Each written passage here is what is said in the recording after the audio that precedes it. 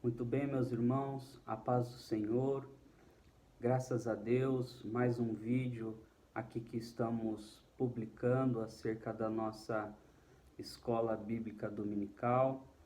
E nessa lição, a última lição do trimestre, a última lição da nossa revista dos jovens, e neste tema abordaremos aqui um assunto importantíssimo, um assunto que é oportuno estarmos falando, estarmos discutindo neste momento grave que a humanidade está passando, e isso faz a gente refletir muitas coisas acerca deste tema. O tema da nossa lição hoje, lição de número 13, é a segunda vinda do Senhor Jesus Cristo. Então eu peço que vocês reflitam sobre esta aula, estudem acerca desta aula, desta doutrina, e que possamos aqui mais uma vez crescer na graça e no conhecimento de Cristo Jesus. Então, o objetivo da nossa lição de número 13, a segunda vinda de nosso Senhor Jesus Cristo, é demonstrar a centralidade do conceito da ressurreição para a fé cristã, apresentar os pressupostos bíblicos básicos sobre o arrebatamento. Aqui a gente vai tentar apresentar um pouco mais acerca do arrebatamento, das últimas coisas, refletir a respeito do nosso estado eterno no céu. Então, a nossa aula vai ser dividida em introdução, um primeiro tópico sobre a ressurreição e a ascensão de Jesus. O segundo tópico, vamos abordar um tema escatológico acerca do arrebatamento e algumas coisas, a cronologia do que acontecerá após o arrebatamento da igreja. E por último, a vida eterna nossa com Cristo na eternidade. E então concluiremos a nossa aula. Então, o texto bíblico abordado sobre a nossa revista se encontra na carta do apóstolo Paulo, em 1 Coríntios, no capítulo de número 15, a partir do versículo 12. Acompanhe esta leitura bíblica. Ora, se prega que Cristo ressuscitou dos mortos, como dizem alguns dentre vós que não há ressurreição de mortos? E se não há ressurreição de mortos, também Cristo não ressuscitou. E se Cristo não ressuscitou, logo é vã a nossa pregação e também é vã a nossa fé. E assim somos também considerados como falsas testemunhas de Deus, pois testificamos de Deus que ressuscitou a Cristo, ao qual, porém, não ressuscitou, se na verdade os mortos não ressuscitam. Porque se os mortos não ressuscitam, também Cristo não ressuscitou. E se Cristo não ressuscitou, é vã a nossa fé e ainda permaneceis nos vossos pecados. E também os que dormiram em Cristo estão perdidos. Se esperamos em Cristo, só nesta vida somos os mais miseráveis de todos os homens. Mas agora Cristo ressuscitou dos mortos e foi feito assim as primícias dos que dormem. Amém. Então vamos dando continuidade à nossa aula. Paulo tratou nesse tema bíblico, nesse texto bíblico, acerca da ressurreição de Cristo, a importância da ressurreição de Cristo. Então, a nossa aula de hoje, a segunda vinda do Senhor Jesus Cristo, é um dos temas mais claros da Bíblia.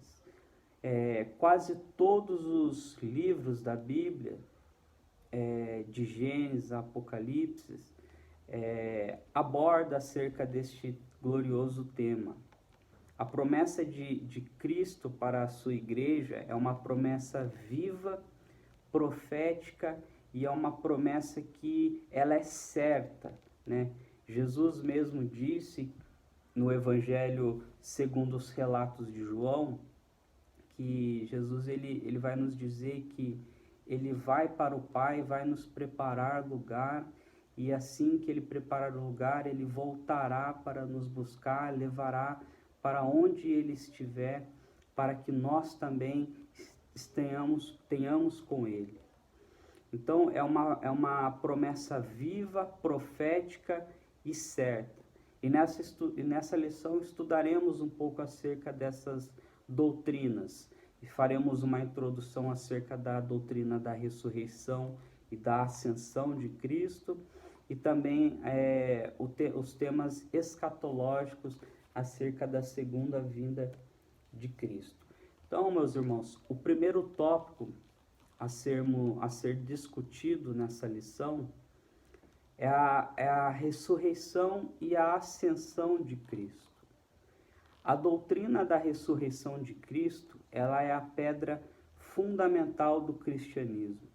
Se pararmos para refletirmos acerca disso, entendemos que um Cristo morto, um Cristo que não ressuscitou, não poderia ser um mestre moral.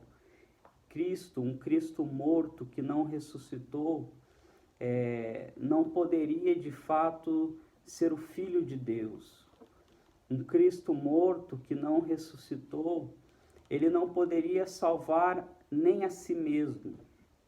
Porém, como confiamos e cremos na nossa fé, na palavra de Deus, então de fato Jesus, ele é o Filho de Deus, ele é aquele que ressuscitou dentre os mortos, e isso torna a nossa fé uma fé viva e eficaz na pessoa de Jesus Cristo.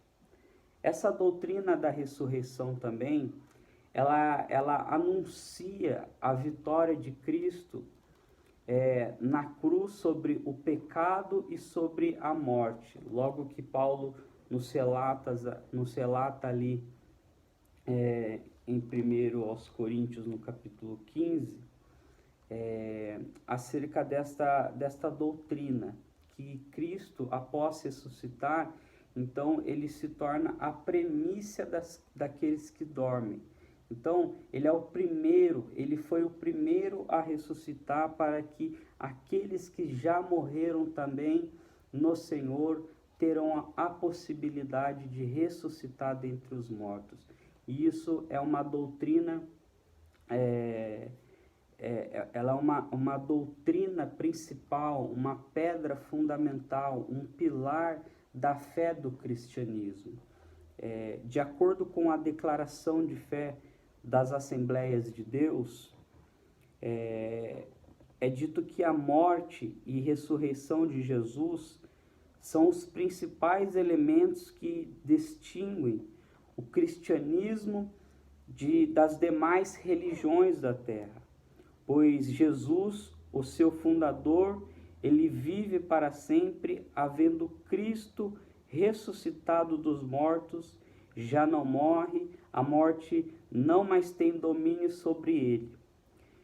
A sua morte vicária seria destituída do significado teológico se ele tivesse permanecido na sepultura. Aquele corpo que foi crucificado não pode ficar na sepultura.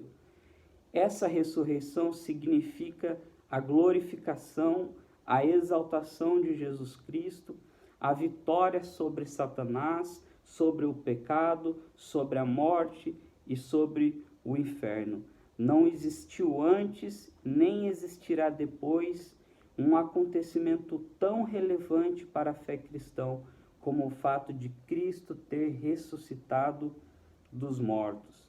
Ali, após a sua ressurreição, Jesus Cristo ele está cravando aquilo que ele disse na cruz: está consumado. Graças a Deus, graças ao nosso Deus, por o intermédio da morte de Cristo, para a salvação das nossas almas e para que um dia nós também venhamos ressuscitar dos mortos, ressuscitar e reinará com ele na eternidade. Seguido da ressurreição, meus irmãos, temos aí a doutrina da ascensão de Cristo. Esse tema também é um tema importantíssimo, porque vai nos dizer que a ascensão, ela é derivada do latim, que significa subida, elevação. Então, a ascensão nada mais é do que a subida corpórea de Cristo, o Cristo ressurreto, o Cristo que ressurgiu dentre os mortos, e após ele haver cumprido o seu ministério aqui na terra, após a sua ressurreição, Jesus Cristo ainda fica mais 40 dias aqui na terra, e após esse término de dias, ele então ele é levado, ele tem uma elevação até o Pai. É o que nos relata em Atos dos Apóstolos, no seu capítulo 1, a partir do versículo 9. Vamos acompanhar acerca disso. Atos dos Apóstolos, no seu capítulo 1, a partir do versículo 9. E quando dizia isto, vendo eles, foi levado às alturas, e uma nuvem o recebeu, ocultando aos seus olhos. E estando com os olhos fitos no céu, enquanto ele subia, eis que junto dele se puseram 2 varões vestidos de branco, os quais lhe disseram: varões galileus, por que estáis olhando para o céu? Esse Jesus que dentre vós foi recebido em cima no céu, há de vir assim como para o céu o vistes ir. Então aqui a palavra de Deus está cravando acerca da doutrina da ascensão de Cristo. Os discípulos ali olhando Cristo subir ao céu, Cristo sendo recebido pelo Pai.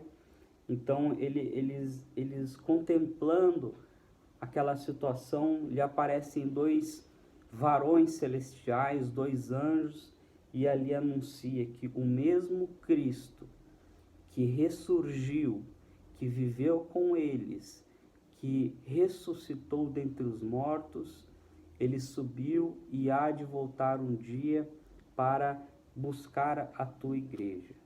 Graças a Deus por isso.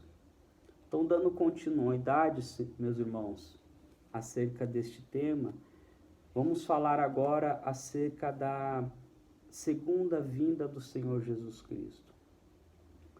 Quando abordamos esse assunto, entendemos que esse assunto faz parte de uma ramificação da teologia sistemática.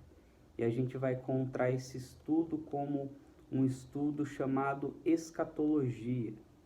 E o que vem a ser a escatologia? A escatologia, ela é uma palavra originária do grego, onde ela vai ser dividida em 2 termos. O primeiro é escato e o segundo logia. Escato significa último e logia vai significar tratado ou estudo. Por então temos a palavra escatologia, estudo acerca das últimas coisas ou estudo das coisas futuras, daquilo que vai acontecer por último. E a escatologia, meus irmãos, ela devemos ter um cuidado para fazer uma análise do estudo dela, porque quando paramos e analisamos o livro de Apocalipse, temos ali muitas figuras, símbolos, enigmas acerca desta doutrina. Então precisamos analisar com um certo cuidado, com uma hermenêutica criteriosa, e para podermos nos organizar acerca desta doutrina. E a segunda vinda de Jesus, ela é dividida em 2 fases. Vamos analisar aqui essas 2 fases. Não vamos conseguir abordar todos os temas, mas vamos abordar os principais temas e tentar fazer aqui uma cronologia acerca deste tema. Então, a segunda vinda de Jesus Cristo, ela é dividida em duas fases. A primeira fase vai relatar acerca do arrebatamento da igreja, e a segunda fase, ela vai abordar acerca da vinda de Cristo em glória. Então, vamos partir para esta abordagem. A primeira fase do arrebatamento, a primeira fase da segunda vinda de Cristo, da escatologia, ela acontece com o arrebatamento da igreja. O que vem ser o arrebatamento da igreja? A palavra arrebatar, ela tem um sentido que vai nos dizer que é arrancar, levar, tirar com força, ou ser tirado com violência, com uma certa rapidez, com urgência. Então, o arrebatamento é isso, é a igreja ser tirada da terra com uma extrema força e violência, com rapidez e urgência, né? E por que do arrebatamento? Porque o arrebatamento, ele há de acontecer.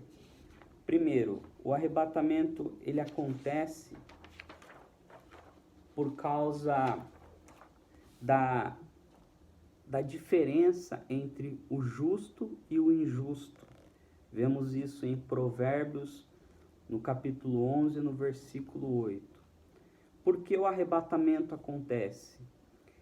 Para recompensar os vitoriosos que perseveraram até o fim na fé em Cristo Jesus. Isto vai estar a referência em Apocalipse 22, 12. Por que o arrebatamento? Também para a proteção da igreja. A proteção da igreja do arrebatamento é sobre a grande tribulação. Por que o arrebatamento? Para vencer a morte e a corrupção. É o que relata Paulo em 1 Coríntios, no capítulo 15, nos versículos 51 a 54. Uma pergunta também que nos surge: quem será arrebatado nesta ocasião? Primeiro, os que creem em Cristo e o seguem. Vai dizer isso o Evangelho do Senhor Jesus Cristo, segundo escreveu João, no capítulo 3, nos versículos 18 ao 21, e também no seu capítulo 6, no versículo 47. Você pode ficar à vontade para anotar essas referências e para pesquisar mais a fundo. Eu não vou estar lendo todas as referências, pois o nosso tempo é limitado. Então, quem também será arrebatado? Os que ouviram a palavra e creram na palavra de Deus. Vai dizer isso no Evangelho de João, no capítulo 5, do versículo 24 ao 29. Quem será arrebatado? Os que confessam a fé em Cristo Jesus. Romanos 10, 9 ao 13. Quem será arrebatado? Os que amam a vinda de Cristo, segundo ao Timóteo 4:8. Então, meus irmãos, temos aqui o porquê do arrebatamento, quem será arrebatado, mas ainda temos uma outra pergunta a se fazer: como será o arrebatamento? Então, o arrebatamento da igreja, ele será rápido, né? Vai dizer aí a Bíblia que será como num abrir e piscar de olhos. Não será um acontecimento visto por todos aqui na terra, já que Deus ele estará preservando aqueles que confessam a fé em Cristo, a sua igreja. Ele vai estar preservando daquilo que estará por vir após o arrebatamento, que é a grande tribulação. E os que já dormiram no Senhor, os mortos que morreram salvos em Deus, em Cristo, eles serão arrebatados primeiro, né? E ressuscitarão com um corpo incorruptível. É por isso que Paulo vai nos dizer que é necessário que o incorruptível se revista o corruptível se revista do incorruptível. Logo em seguida, os que estiverem vivos serão arrebatados e terão um encontro com o Senhor nos ares. Então, o corruptível será revestido de incorruptível e teremos também um corpo glorioso, celestial, espiritual, o mesmo corpo que Cristo ressuscitou, um corpo glorioso, um corpo sem mácula, um corpo sem pecado, pois então estaremos ali tendo um encontro com o Salvador nos ares. É assim que será o arrebatamento da igreja. Após o arrebatamento da igreja, o que acontecerá? Primeiro a gente tem que fazer uma cronologia acerca disso. Após o arrebatamento da igreja, virá o tribunal de Cristo. Lembrando que este tribunal de Cristo não é um tribunal acerca de julgamento. Aqui não vai ser para determinar se as pessoas diante dele são culpadas ou inocentes, já que o tribunal de Cristo vai ser para aqueles que foram arrebatados em Cristo. Então, esse tribunal de Cristo é só para as pessoas salvas, aquelas que já foram arrebatadas. Então, trata-se aqui desse tribunal de Cristo de uma questão de recompensa, onde Cristo estará recompensando aqueles que foram arrebatados nos ares, aqueles que ressuscitaram dentre os mortos, salvos em Cristo através da palavra de Deus. Paulo vai nos falar acerca disso na sua segunda carta aos Coríntios, no capítulo 5, no versículo 10. Paulo vai dizer o seguinte: porque todos devemos comparecer ante o tribunal de Cristo, para que cada um receba segundo o que tiver feito por meio do corpo, com bem ou com mal.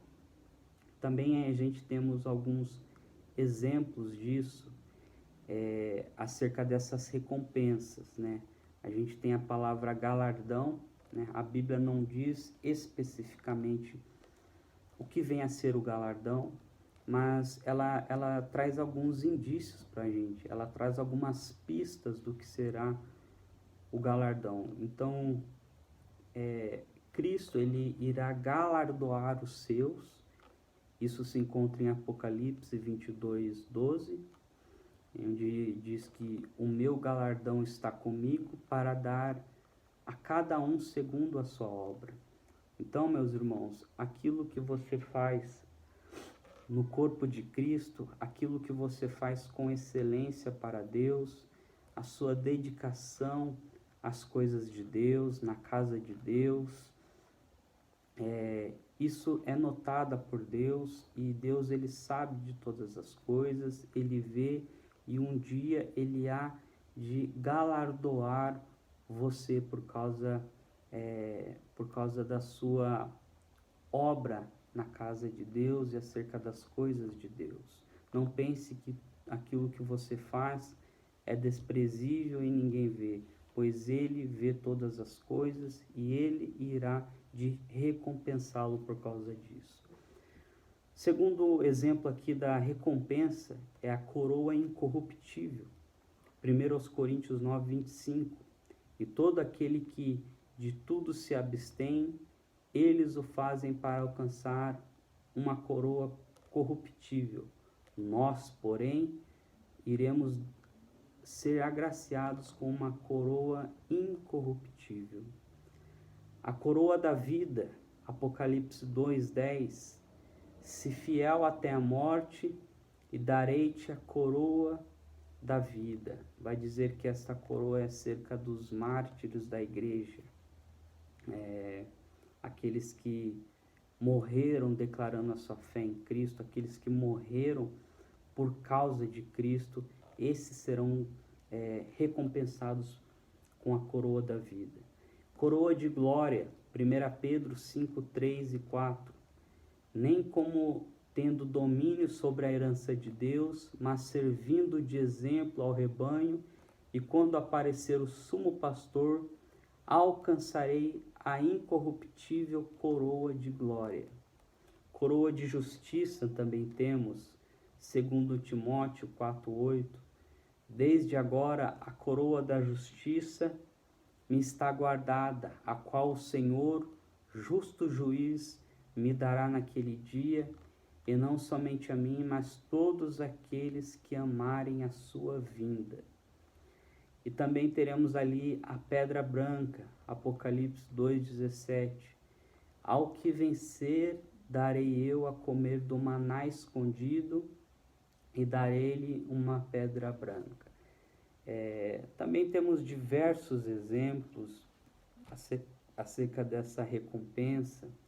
Por exemplo, vestes brancas, iremos receber um novo nome. Tudo isso são recompensas gloriosas que Cristo dará aos salvos que foram arrebatados logo após ali ao arrebatamento da igreja. Então, aqui esse é o tribunal de Cristo, onde os salvos serão galardoados segundo os teus atos na obra de Deus. Um assunto aqui só para encerrarmos acerca do tribunal de Cristo. Cada um terá sua recompensa, porém, quando estivermos com Cristo, não haverá competição acerca de que um recebeu mais, o outro recebeu a menos, o outro recebeu um tipo, outro recebeu outra recompensa. Não teremos esse espírito de competição, esse espírito de inveja, pois todos nós nos alegraremos e estaremos nos regozijando na presença de Deus. Então não irá acontecer de inveja e competição acerca das recompensas. Cada um será recompensado de forma justa, segundo Deus. Após o tribunal de Cristo, teremos então as bodas do Cordeiro. O que é as bodas do Cordeiro? É o matrimônio que vai acontecer entre Cristo e a igreja. A noiva aqui ainda na terra, a igreja aqui na terra, ela ainda é a noiva, e após o arrebatamento, ela de fato se tornará ali uma aliança com Cristo através das bodas, né? Isso também acontecerá após o arrebatamento. E como será as bodas do Cordeiro? Primeiro, destaquei algumas coisas aqui. Primeiro, será com grande louvor e exaltação. Apocalipse 19:7 vai nos dizer: regozijemo-nos e alegremo-nos e demos glória, porque vindas são as bodas do Cordeiro. Então será um momento de muita alegria, de muito louvor, de muita glória, de muito esplendor de alegria nos crentes. E a esposa, ela estará preparada também. Apocalipse 19:8. E já a sua esposa se aprontou, né? Será também celebrada a ceia do Senhor. Apocalipse 19:9. Bem-aventurado aqueles que são chamados à ceia das bodas do Cordeiro. Então, teremos ali uma ceia com Cristo, um momento glorioso, um momento onde estaremos desfrutando ali da ceia. Jesus, ele tomou a última ceia com os discípulos, E então ele está guardando este momento agora para tomar a ceia com a tua igreja, né? Cristo mesmo servirá a mesa. Lucas 12:37. Em verdade vos digo que se cingirá e os fará sentar à mesa, e achegando-se os servirá. Que momento glorioso, onde teremos o arrebatamento, seremos recompensados e ainda desfrutaremos de uma ceia com Cristo, onde Ele mesmo nos servirá face a face. Os crentes do Velho Testamento também participarão. Então todos que morreram em Cristo estarão também na mesa. Vai nos dizer Mateus 8:11. E assentarão-se-ão à mesa com Abraão, Isaque e Jacó no reino dos céus. Desfrutaremos com os patriarcas da fé, com os grandes heróis do Antigo Testamento, também do Novo Testamento. Irá ser um momento de grande esplendor e glória para a igreja de Deus. Após então o tribunal de Cristo e as bodas do Cordeiro, aqui na terra estará acontecendo outra situação, né? Vamos ter aqui na terra, enquanto a igreja foi arrebatada, foi tirada da terra, aqui na terra estará acontecendo a chamada grande tribulação. O que é a grande tribulação? A grande tribulação, segundo a Bíblia, vai nos dizer que é um momento de aflição, um momento de amargura, uma situação de adversidade extrema, né? Daniel vai relatar isso. E naquele tempo se levantará Miguel e o grande príncipe que se levanta a favor dos filhos do teu povo, e haverá um tempo de angústia, e qual nunca houve, desde que houve nação até aquele tempo. Mas naquele tempo livrará-se o teu povo, todo aquele que for achado escrito no livro.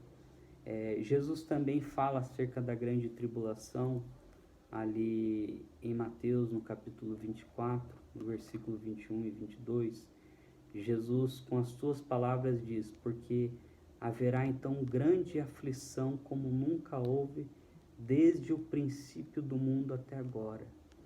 Nem tampouco há de haver, e se aqueles dias não fossem abreviados, nenhuma carne se salvaria, mas por causa dos escolhidos serão abreviados aqueles dias. Então, enquanto a igreja estará desfrutando de um momento glorioso com Jesus, aqueles que ficaram aqui na terra estarão desfrutando de um momento terrível, de aflição, de horror, passando pela grande tribulação. E nesse momento da grande tribulação será implantado aqui o reino do anticristo, será revelado o anticristo à terra. A trindade diabólica se instalará aqui na terra, e ela é formada pelo dragão, que é o diabo. Aqui também vai dizer que vai ser um sistema diabólico orquestrado por Satanás, e a besta que subiu do mar, que é o anticristo, né?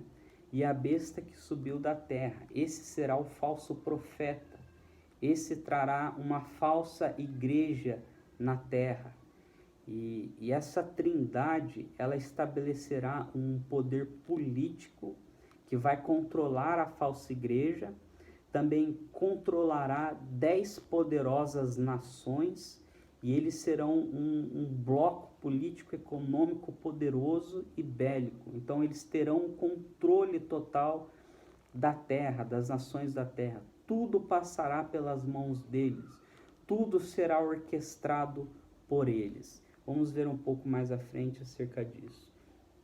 Então, meus irmãos, quando a gente diz acerca da grande tribulação, não podemos deixar de nos referir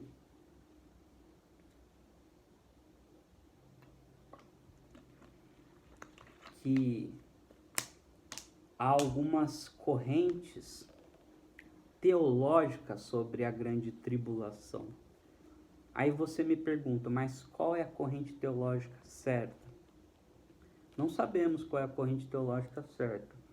Porém, temos as denominações, temos pessoalmente cada um que crê em algum tipo de corrente teológica, mas as principais correntes teológicas são três. Primeiro é a pré-tribulacionista. O que vem a ser isso, né? Essa doutrina defende que a igreja de Jesus será arrebatada antes que se inicie o período da grande tribulação, né? Como vimos a palavra de Jesus Cristo, aqueles dias serão abreviados, senão nenhuma carne se salvaria, e ele fará isso por causa dos seus escolhidos, por causa da igreja. Então esses são o pré-tribulacionista, né? A igreja, ela será arrebatada antes da grande tribulação. Temos também aí os meso ou mid-tribulacionista. O que vem a ser esta doutrina? A igreja passará pela metade da grande tribulação.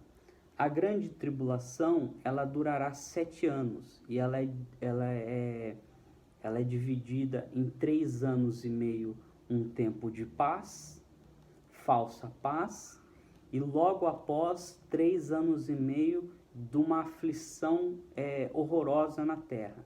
Então, antes que inicie este período de terrível aflição da grande tribulação, a igreja será arrebatada no meio da grande tribulação. No meio do período de 7 anos, a igreja será arrebatada. Outra corrente teológica são os pós-tribulacionistas.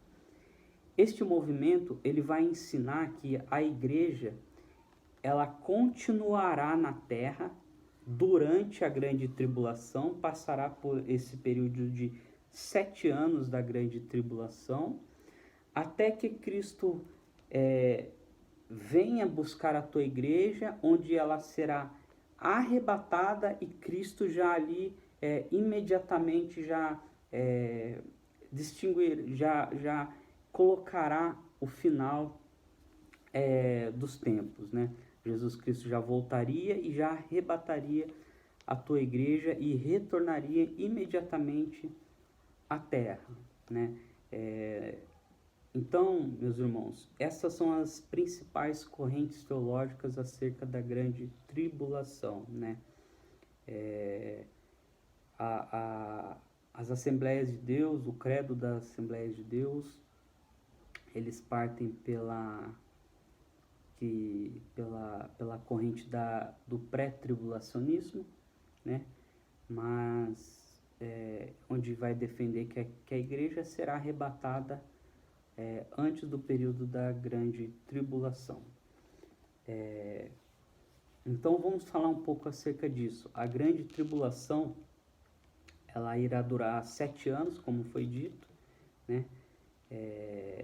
E ela ocorrerá, né, logo ao arrebatamento da igreja. A terra entrará em um pânico total com a desaparição dos filhos de Deus, e em meio a essa desordem, em meio a esse caos, aparecerá um que solucionará os problemas mundiais, trazendo uma falsa paz. Esse será o anticristo, né? A grande tribulação também, ela faz menção a um cumprimento das profecias do profeta Daniel, lá no livro de Daniel, onde estaria ele se cumprindo a última semana de Daniel, será após o arrebatamento. Então temos com os períodos acerca dessa divisão das profecias de Daniel, e a igreja ela estaria cumprindo ali então este último período, que seria a duração de 7 anos acerca do arrebatamento e da grande tribulação. Então, na primeira parte da grande tribulação, teremos então ali, nos primeiros 3 anos e meio, Israel terá o domínio de Jerusalém, vai nos dizer isso em Daniel 9, 24. Israel fará um acordo com o anticristo, Daniel 9, 27 e João 5, 43. Israel, eles reconstruirão o templo com a ajuda do anticristo, segundo aos Tessalonicenses 2,4. E logo após esse templo, o livro com 7 selos será aberto, Apocalipse capítulo 5, do 1 ao 14. Os 4 cavalos e seus cavaleiros atuarão na terra, Apocalipse 6, 1 ao 8. Os mártires de Deus também atuarão, que será na abertura do 5º selo, Apocalipse 6, 9 ao 11. O 6º selo virá de terremotos e meteoros. E, por último, as 2 testemunhas de Deus virão para profetizar e ainda trazer a oportunidade de salvação aos judeus. E na segunda parte, por mais 3 anos, os 3 anos e meio finais, teremos então Israel invadida pelo anticristo, já que o anticristo ele irá descumprir o seu acordo com Israel, e após esse descumprimento desse tratado, o anticristo tomará posse do templo, onde ele se assentará e controlará as nações, né? E então surgirão as 2 bestas, as 7 pragas, né? E os reis do Oriente controlarão Israel, Apocalipse 16, 12 e no capítulo 16.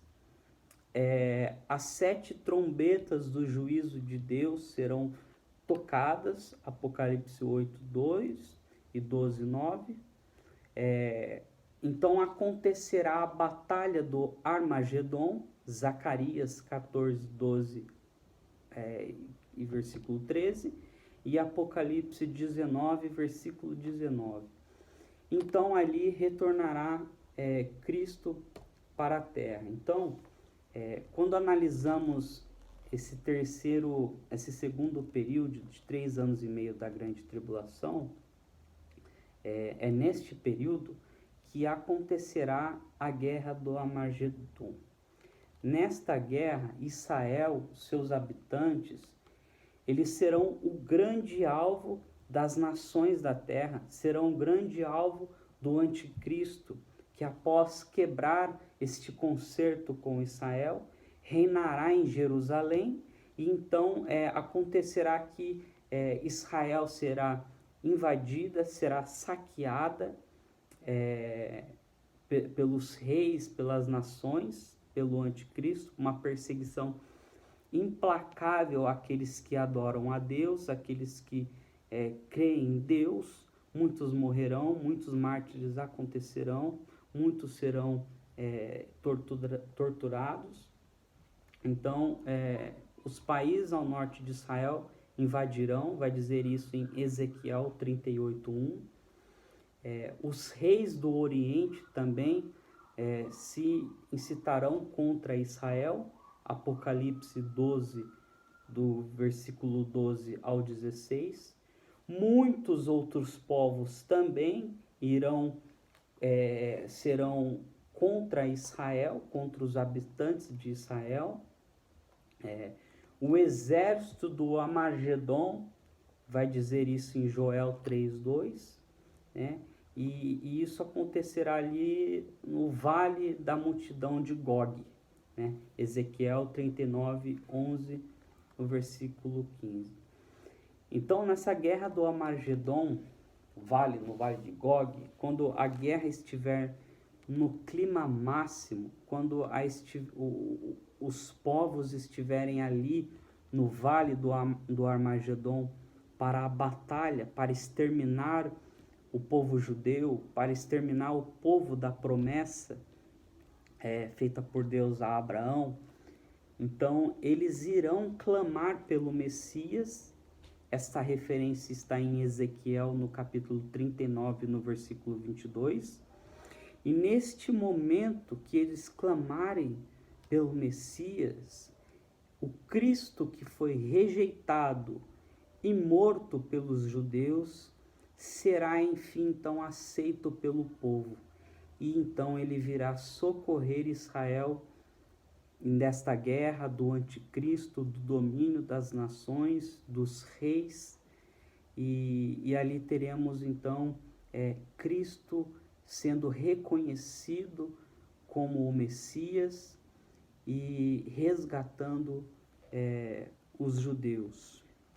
Então o Senhor ele tocará no Monte das Oliveiras, vai dizer isso em Zacarias 14:4. A igreja virá junto com Cristo para esta batalha, vai nos dizer em Apocalipse 19:14 que Cristo virá junto com os santos. Então os santos aqui não é só os anjos e seus seres, mas também a igreja se ajuntará a Cristo para salvar o povo prometido. Zacarias 14:5 também faz a menção deste tema. E o que acontecerá após isso é que todo joelho se dobrará. Salmos 86:9, Romanos 14:11, Filipenses 2:10. Também acontecerá neste momento que Cristo ele não expulsará o demônio, mas ele vai desfazê-lo por completo. O Senhor aniquilará o inimigo.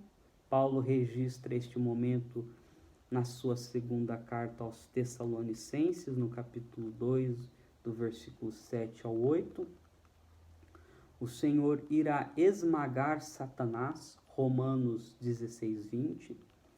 E o Senhor irá prender a besta, Apocalipse 19:20. Então o Senhor triunfará e irá ser o vencedor desta guerra. Zacarias 14:3 e Apocalipse 19, do versículo 19 ao 21. Então, quando Cristo vir à terra, essa segunda vinda de Cristo, será a consumação da história da humanidade. Será a sua revelação, a manifestação pessoal de sua glória, majestade e poder, e todas as nações irão contemplar este momento, né? E este momento acontecerá então após este período da grande tribulação, onde a igreja já estaria ali com Deus reinando após o arrebatamento. A segunda vinda de Cristo, meus irmãos, tem algumas características. Quais são essas características? Primeiro, pessoal. A vinda do Senhor Jesus Cristo vai ser pessoalmente, né? Ali em Atos ele vai dizer: homens galileus, por que estáis olhando para o céu? Esse mesmo Cristo que foi recebido em cima no céu, há de vir assim como para o céu o vistes ir. Então será pessoal, Cristo voltará pessoalmente na terra. Vai ser também visível, né? Eis que vem com as nuvens e todo olho verá. Todos vão contemplar a sua vinda. Vai ser audível após o soar da trombeta, Mateus 24:31. Vai ser também repentina, num momento, num abrir e fechar de olhos. 1 Coríntios 15, 52. Vai ser também inesperada. Os homens não vão estar esperando. Será como um ladrão na noite. 1 Tessalonicenses 5:2. E também vai ser gloriosa. Virá sobre as nuvens do céu com poder e com grande glória. Mateus 24:30. E logo após Cristo vencer a guerra, após o término da guerra do Armagedon, então será estabelecido o milênio, né? O milênio vem do latim mille, que significa 1000. Então o milênio retrata dos 1000 anos do reinado de Jesus na terra, descrito em Apocalipse no capítulo 20, né? E neste período será estabelecido o governo do Filho de Deus. Jerusalém será a capital mundial, Israel como cabeça das nações, né? Vai ter também a ausência do mal, a ausência de enfermidades, pragas, miséria, fome. Será um momento de justiça, os justos. A igreja será glorificada com Cristo na Jerusalém celestial, né? Isso vai estar em Hebreus 12, 22 e Apocalipse 21, 9 ao 10. Logo após o milênio, será então estabelecido o juízo final, né? A cena do juízo final aparece na Bíblia e esta fala sobre a justiça soberana e santa de Deus. O juízo ele vai retratar que o rei ele estará sobre o seu trono, né?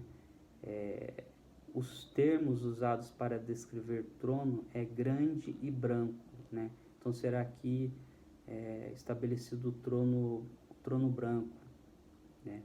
E nesta ocasião, quem será julgado então, neste momento do juízo final?